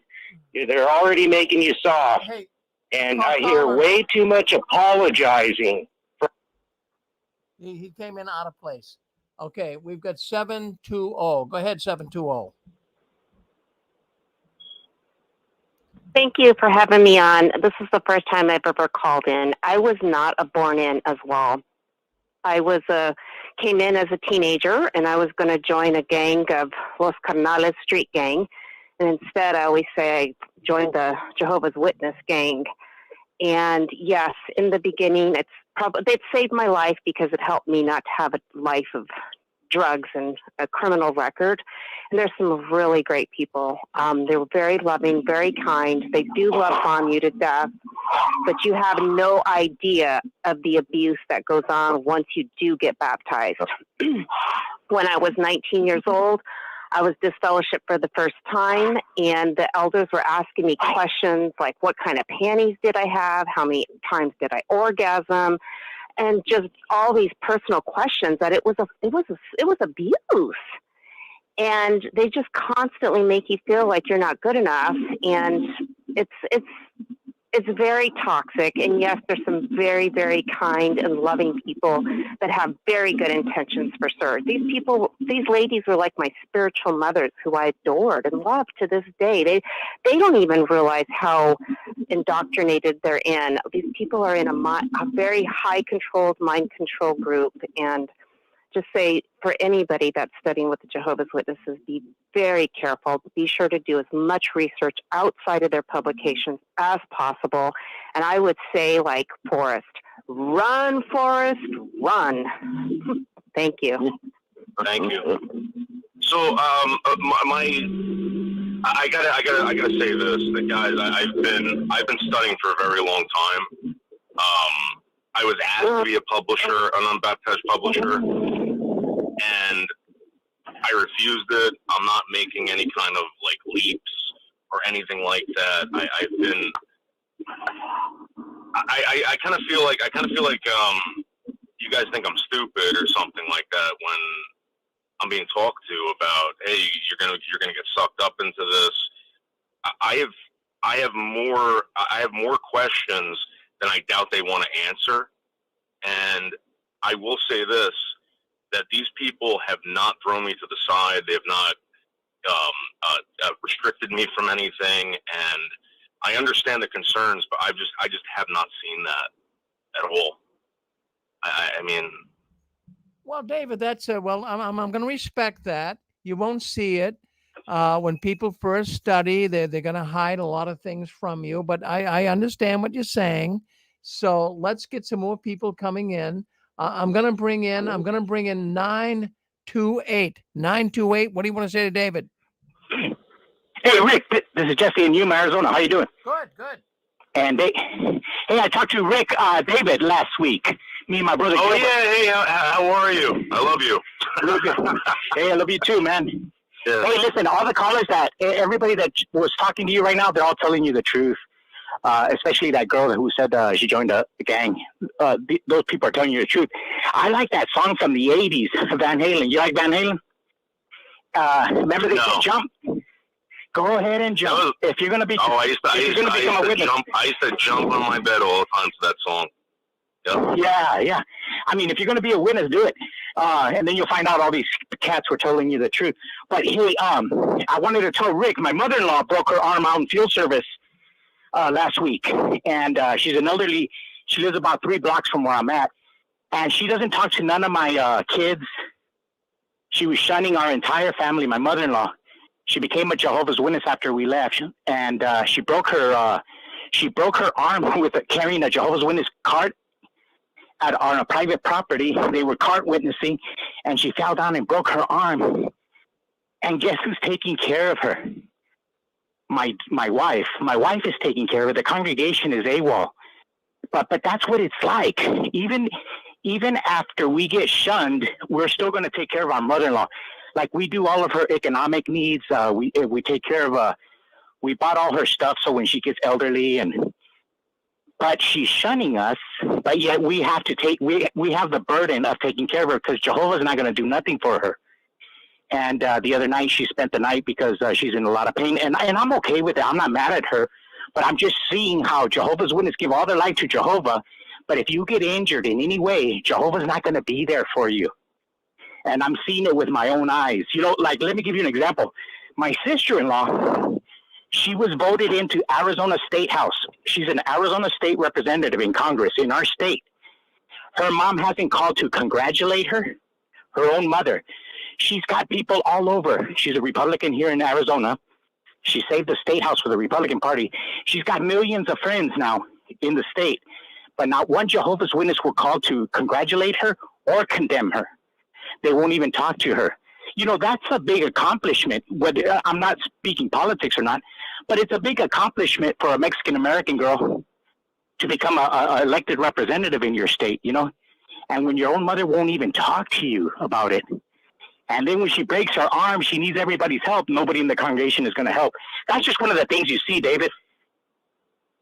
And as far as winning a political race, I mean, isn't that kind of? I mean, are you not supposed to get involved with politics?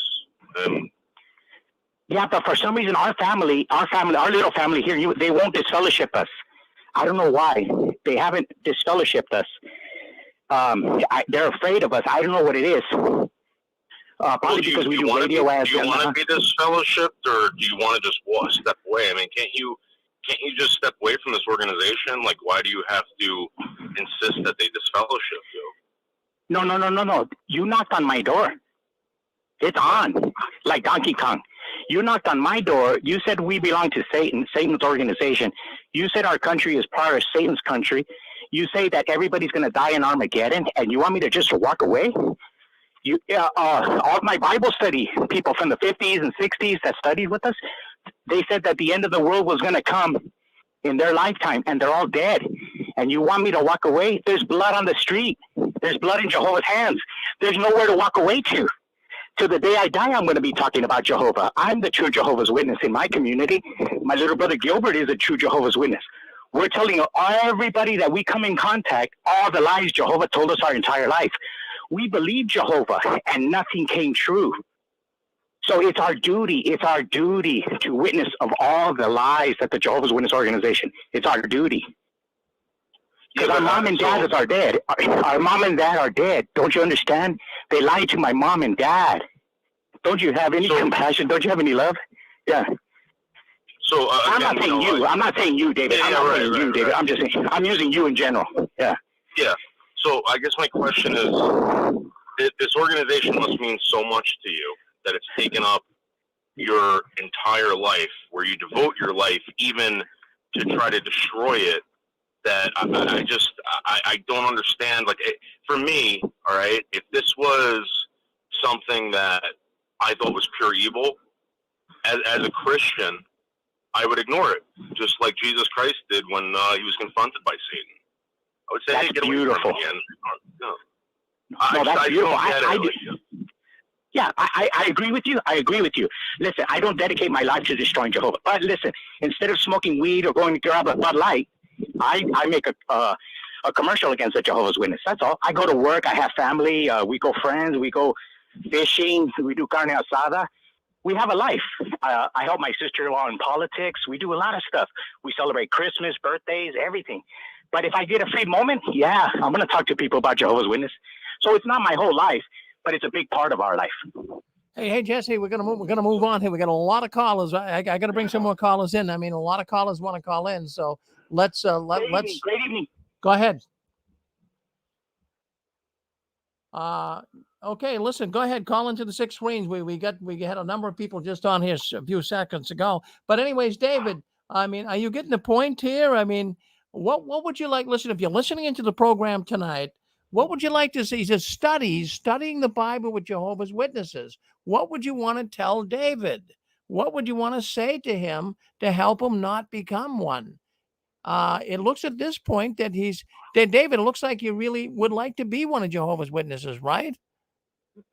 I would love to be a devout Christian and be part of an organization that spreads the word, not hate, not anything else. I mean, yeah, I would love to be that person, but I know I'm not right now. I know that it would be inappropriate for me to even pretend I was, Well, David, what I'm going to do, and I mean this sincerely.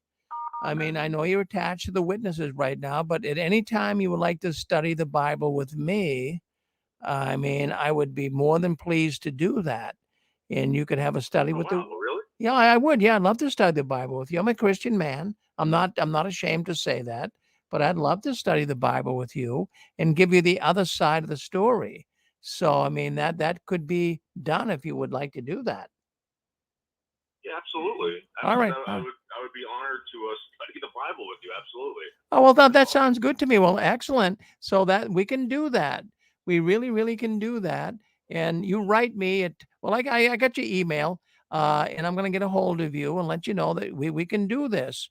And we can do this on a regular basis. And I can study the Bible with you in a sensible way. But I want you to hear both sides of the story. Rick. Oh, sorry. Yeah. Go ahead. Hello. Hold on 1 second. We have a sister. Go ahead. Speak up. We have a faint sounding sister. Go ahead, sister. Can you hear me now? Yes. Yep. Can you hear me now? Yes. Okay. I just wanted to make a quick suggestion for him since he's wanting to learn so much. There is a place called Athey Creek. There's a guy on there, Pastor Brett. He's on YouTube, and he also has his own website. He goes by book, chapter by chapter, verse by verse. And he talks everything for you to even understand everything. When I come out of waking up, finding out that the witnesses was a lie, this is where I went to. And he explains everything from Hebrew to Greek so that you would understand. He even talks a little bit about the witnesses when some subjects come up in the verses. It's very beautiful to understand the Bible that way because the witnesses are not going to do that with you. They're not going to go book by book, chapter by chapter, verse by verse. Hello, am I right? Yeah, well, we'll talk to David about that, and he can study the Bible with me. And I think that'd be great if he could do that, sister. Well, thank you for checking in with us.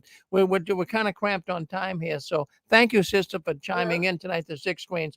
Go ahead. We got Montreal, Canada.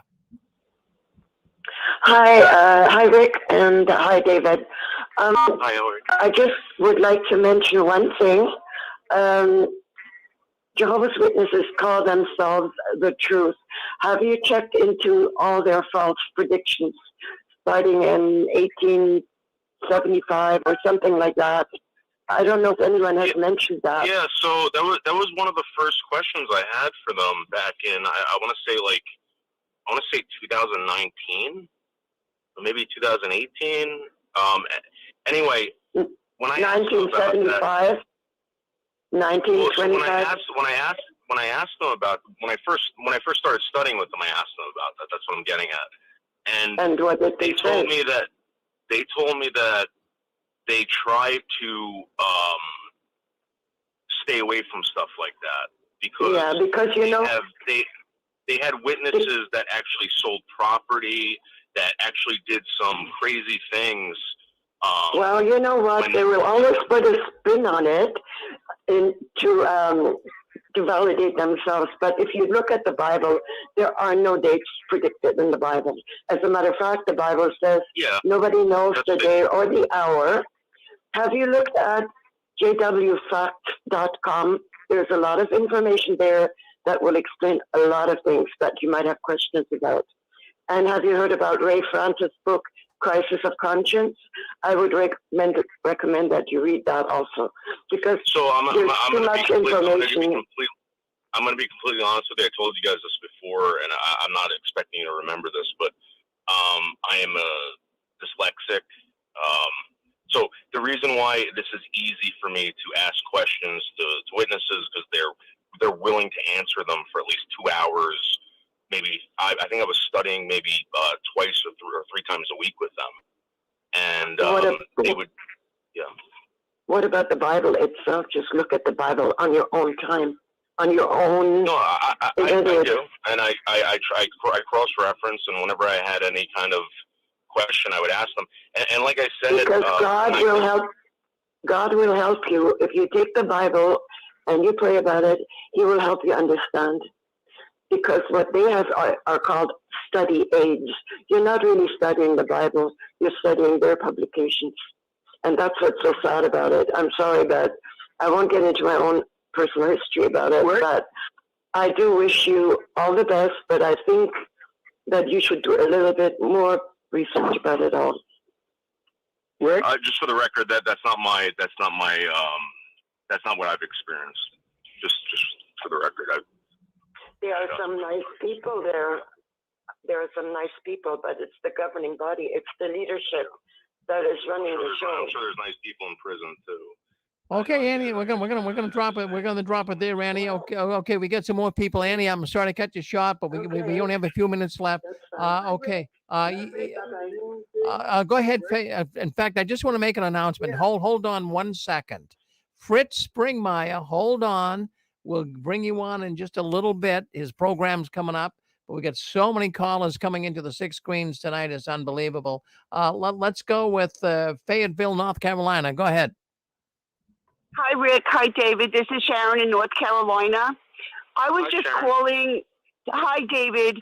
I was just calling to ask you if you are aware that you are not allowed to research anything that is not approved by the Watchtower Society.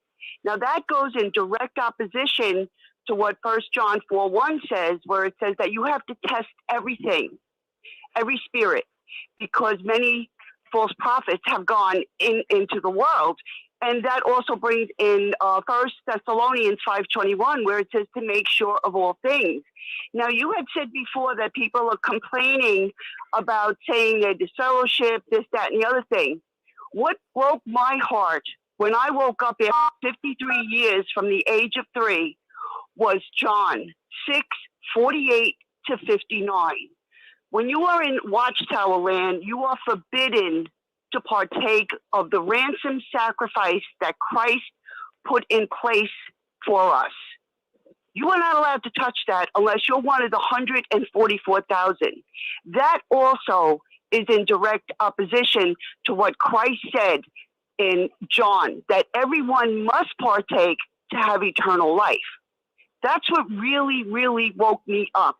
They don't have anything to do with Christ except during the Black Mass, which is what that is, and in the spring, and then again at Christmas time. They'll bring up about the pagans and so-called Christians worshiping Christ when he wasn't born at that time. Other than that, there is nothing about the Savior that they promote. They may tell you before you're dunked, because you are definitely being love bombed. But let me tell you, First, you can do I a little say bit. something real quick before I Sure, forget? go ahead. Sorry. Go ahead. I was in Fayetteville like maybe like 4 years ago. I'd never heard anyone in Fayetteville sound like you with that accent. I'm a Long Islander. Yeah. Yeah.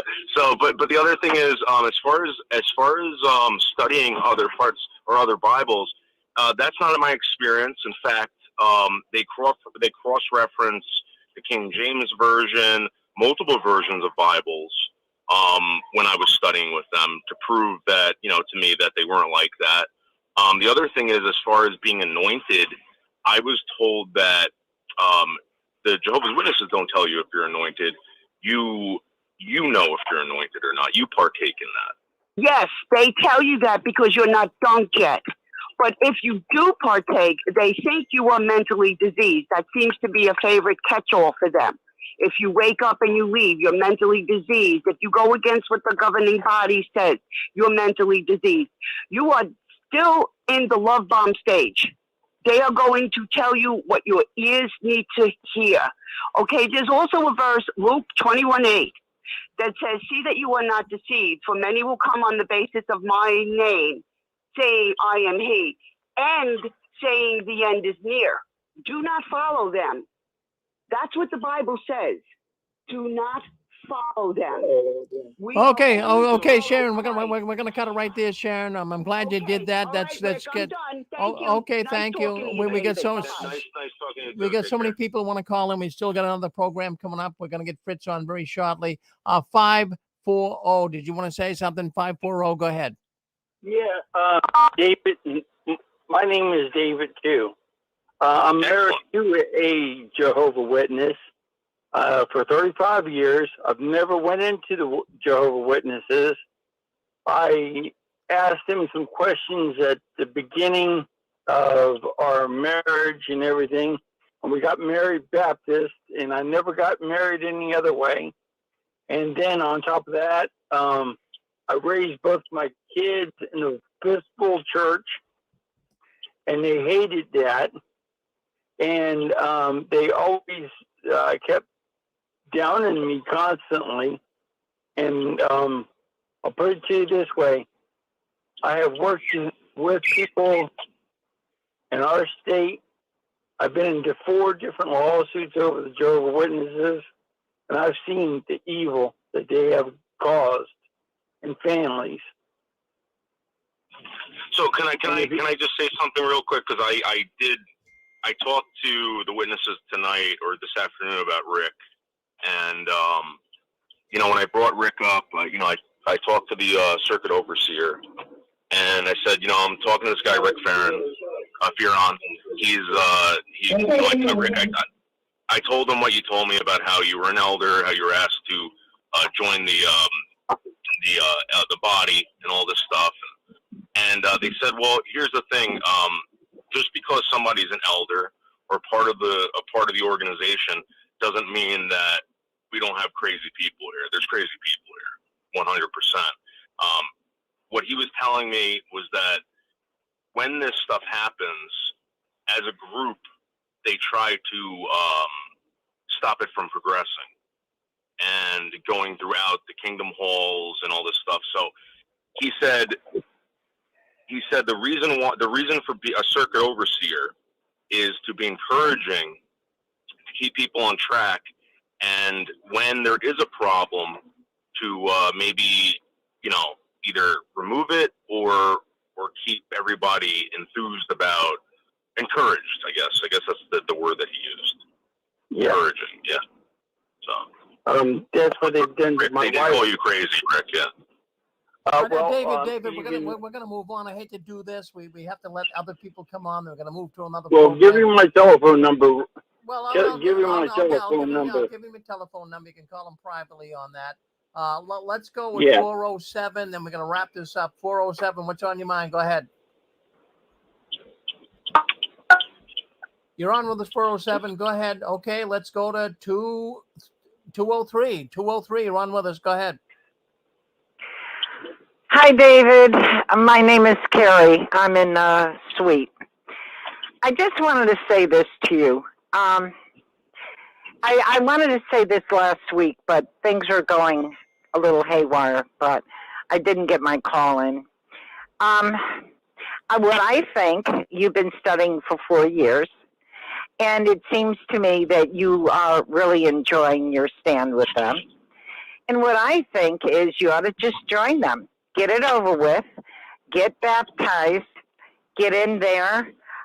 Do everything that they're doing and learn as much as you can.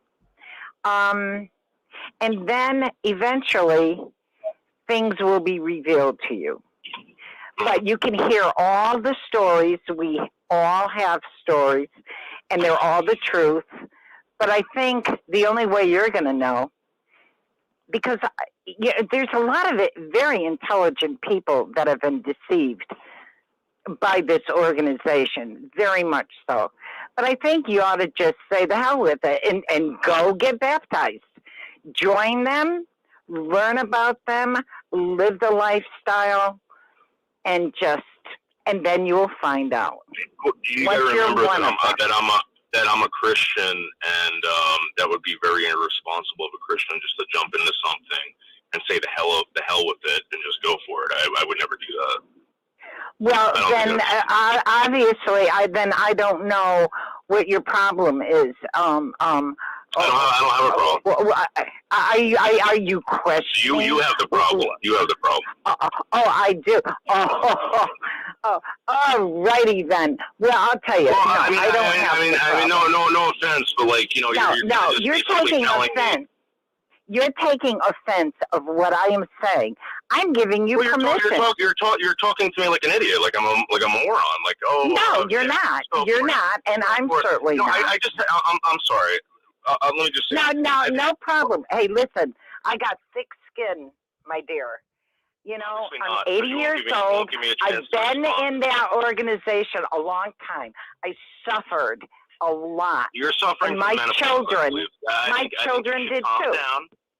But no, I have no problem. No, maybe I'm speaking a little bit louder, but I'm from Connecticut. We're one of these, people who speak our minds anyway. I'm just saying to you, what are you searching for? If you feel that they're all right and everything, then join them.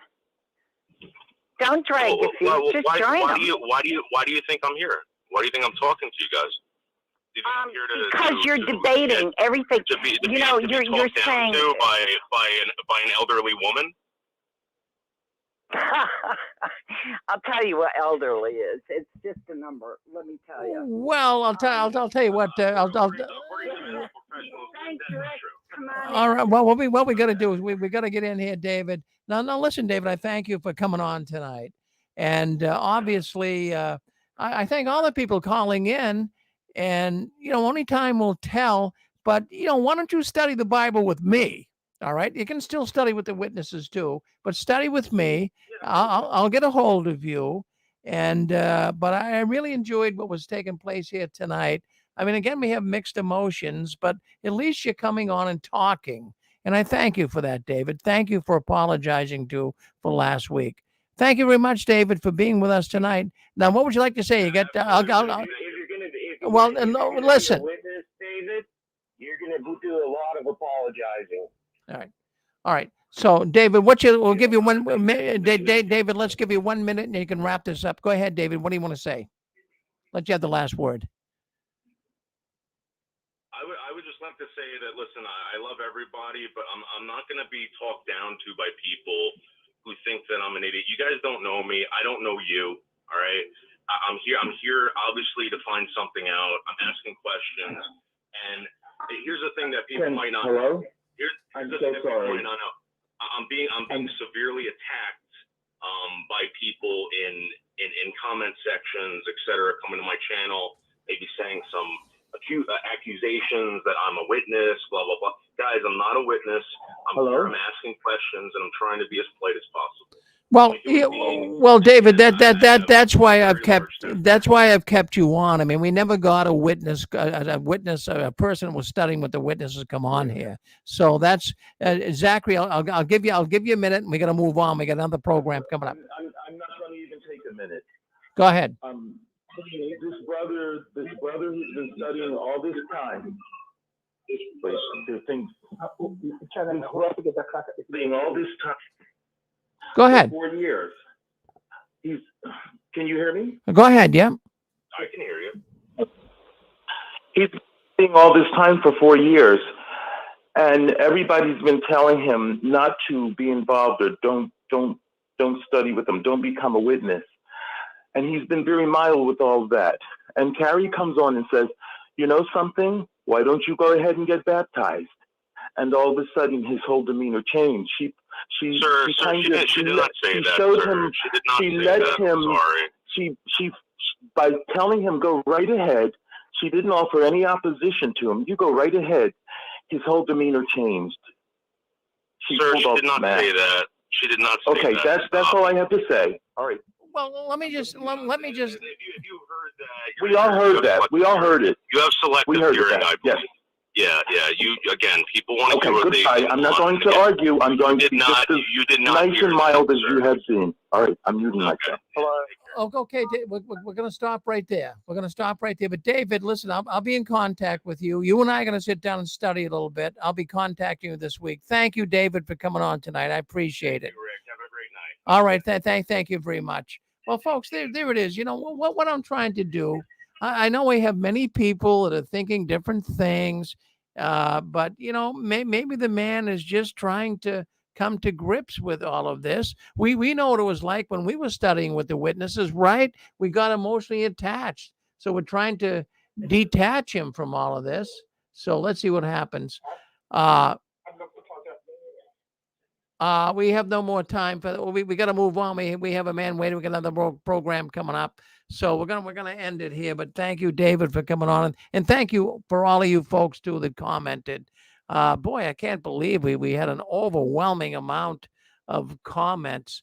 All right, so we'll see what happens. I know I'm gonna get a lot of emails, but what we do here is we let people speak up. That's what we do. I mean, I'm not gonna just stop people from speaking. What we try to do here is give everyone a voice. So where this man is studying, I believe he's legit. Maybe you guys don't, but we got to try to help him before he becomes one of Jehovah's Witnesses. All right, so we're going to end this broadcast. We're going to go to Fritz Springmeyer. Well, Fritz, are you on there with us? Say hello to us. Hit *6. Fritz Springmeyer, you on there with us? Fritz, you on there with us? All right. Are you there, Fritz? Yeah. Can you hear me? We can hear you. Sorry for the delay here, but I couldn't we had so many people calling in. I couldn't stop it. So thank you for being patient. We'll give you more time on the top end. So don't worry about that. So what do you think of all of that, Fritz? Huh? Well, it's an amazing thing. I was fascinated with what was going on, and what that man was dealing with is something that you and I deal with every day, and that is people being deceived and not realizing it. And I'll be discussing some of that myself. And that one lady was very correct in that a lot of intelligent people have been deceived by the Watchtower Society. And he didn't pick up on that. He felt like people were talking down to him, but they weren't. They were just trying to share their own experiences of danger. And I'm going to be doing something similar here. So, Rick, thank you for the opportunity to do this third show. It's a little strange to seg from what you were doing there to what I'm going to cover. We covered a lot of ground in the 2 previous shows, but I realize there's still a lot of important, exciting information to share with your listeners. And I want to thank each of the listeners for tuning in for a dose of real truth.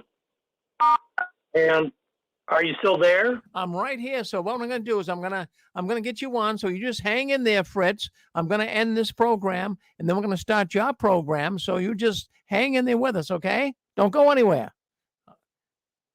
You'll be on in 2 minutes. So I'm ending this broadcast now. Friends, stay with us. Fritz Springmeyer is coming up next right here on the 6 Screens Telenetwork.